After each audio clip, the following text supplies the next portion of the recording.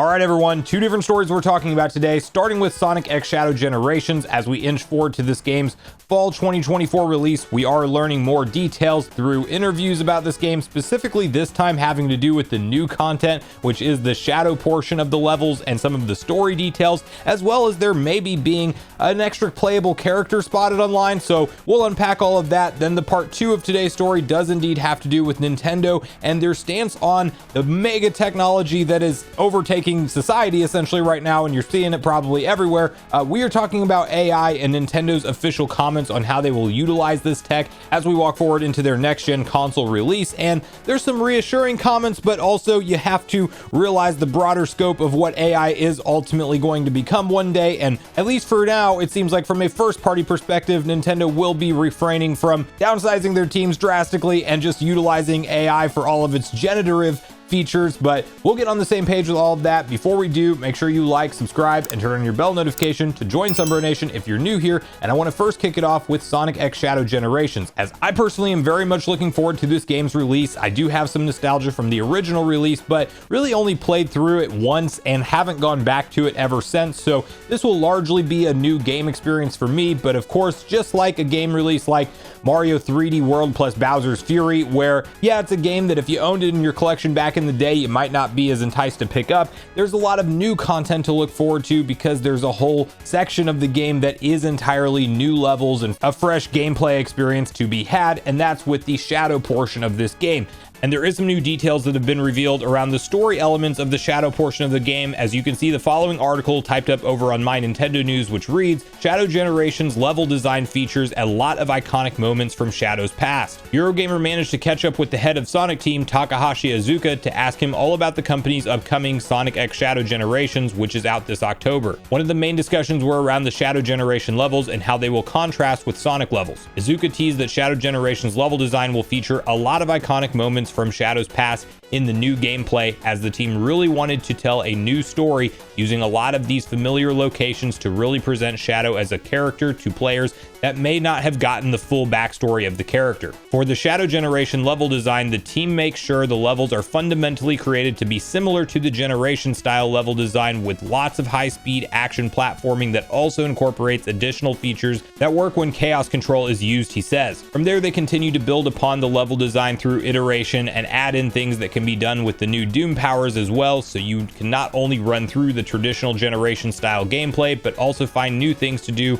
with chaos control and Doom powers. Just don't expect any classic Shadow levels as with Sonic, although Shadow's perspective will still shift to 2D at times. Levels will also be taken from throughout Shadow's appearances in games, featuring a lot of iconic moments from Shadow's past in the new gameplay, says Iizuka. We wanted to tell a new story using a lot of familiar locations to really present Shadow as a character to players that may not have gotten the full backstory of the character, as this happened over numerous different titles, and so we want to make sure this single title could properly introduce Shadow as a character and highlight some of the important moments in Shadow's history. Now, separate from that interview, there's also some speculation about an additional playable character, because you can see the following screenshots posted up over from the Japanese Sonic X Shadow Generations website, where you first see a modern day Sonic and a classic Sonic from Sonic X Shadow Generations, and then you have Shadow looking in his modern form, of course, and a coming soon next to that. So just cross-referencing that interview, Iizuka did say there wouldn't be like classic Shadow sections. So are we just going to get an entirely new playable character?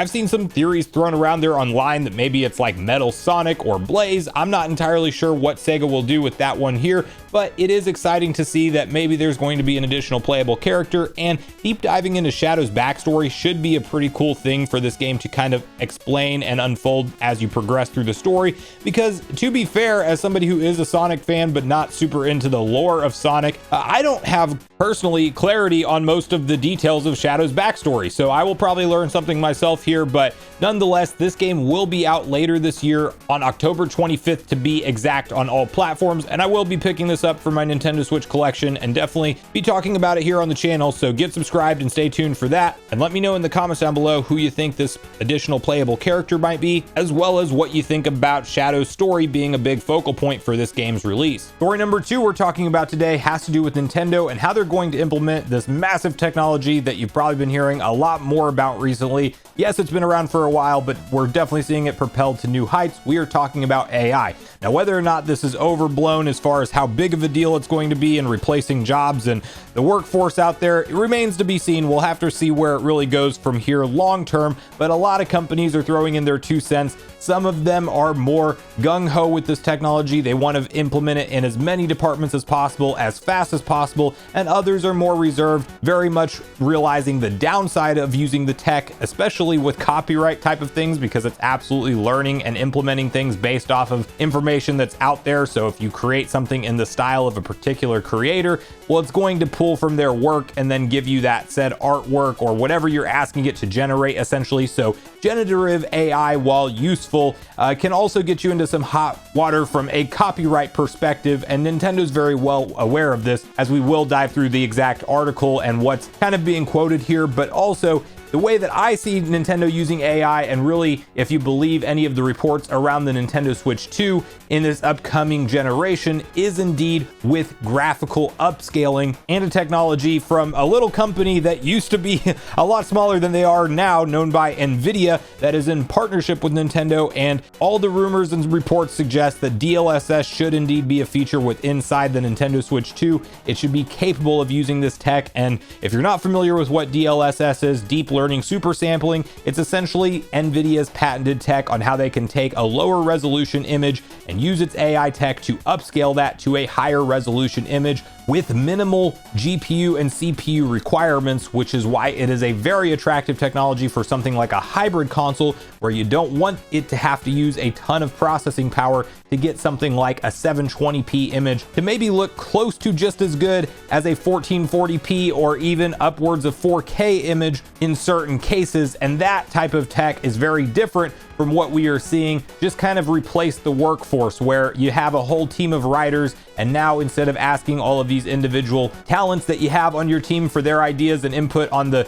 story for an upcoming game you want, well, you use AI to generate all of the ideas and you kind of refine it from there, allowing you to kind of have the work of 10 different employees that you once had to pay individually in the room be more or less boiled down to a computer, for the most part being able to replace them. And it sounds like Mr. Furukawa is not on board with using this at the higher levels of game development just yet. As you can see, the following article posted up once again over on My Nintendo News, which reads, Nintendo says AI can be more creative, but we also recognize that it has issues. Something that Nintendo hasn't really talked about much is AI, especially generative AI. However, that's no longer the case, as the company behind the Switch has now spoken about it for the first time. You see, Nintendo President Shintaro Furukawa recently spoke to investors in a Q&A where he was asked about the matter. Furukawa said, in the game industry, AI-like technology has long been used to control enemy character movements, so game development and AI technology have always been closely related. Generative AI, which has been a hot topic in recent years, can be more creative, but we also recognize that it has issues with intellectual property rights. Our company has decades of know-how in creating optimal gaming experiences for our customers. While we are flexible in responding to technological developments, we hope to continue to deliver value that is unique to us and cannot be created through technology alone. So there you have it from Furukawa's own mouth. As of right now, he sees AI as a tool that can be valuable. Obviously, if you think back to how long it's really been in video games at some level, I mean, you can trace it all the way back to the origin of gaming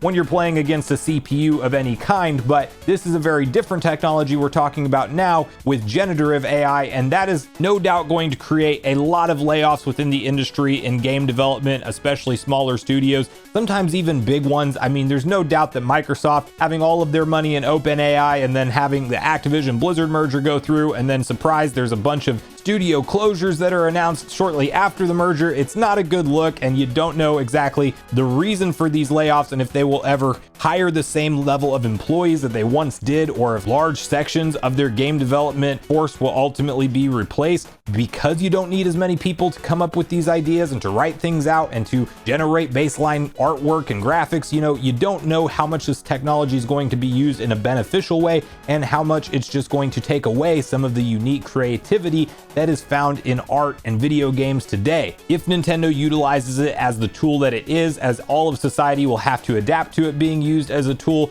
but not just straight up replacing your top creative minds with it, that will be probably a good middle ground for the foreseeable future. But making a statement around it is one thing. Whether or not we see it show up significantly more in their games from a first party perspective is another. And there's some exciting upsides to using AI in games. Like we've already seen the idea of, let's say, some kind of massively multiplayer online game, an MMO, and you want the NPCs to have a little bit more of a lively conversation with you based off real life events that are going on in the world, or maybe you just don't want them to have the same line of text over and over that they talk back to you each time with. Well, there is a world where you could use generative AI models and create a lot of interesting possibilities with NPC characters and how they interact with the world. I'm sure we'll see a lot of cool new gameplay ideas come from AI, but just hopefully not at the expense of all of the creative minds and developers that are on the front lines crafting these experiences for us all to enjoy today. So we'll have to wait and see where it all goes. I'm all on board for DLSS, and let's hope that Nintendo kind of finds that happy middle ground to utilize AI for the foreseeable future. But that's where I really want to hear from you guys at this point in the video on both the different stories we talked about today.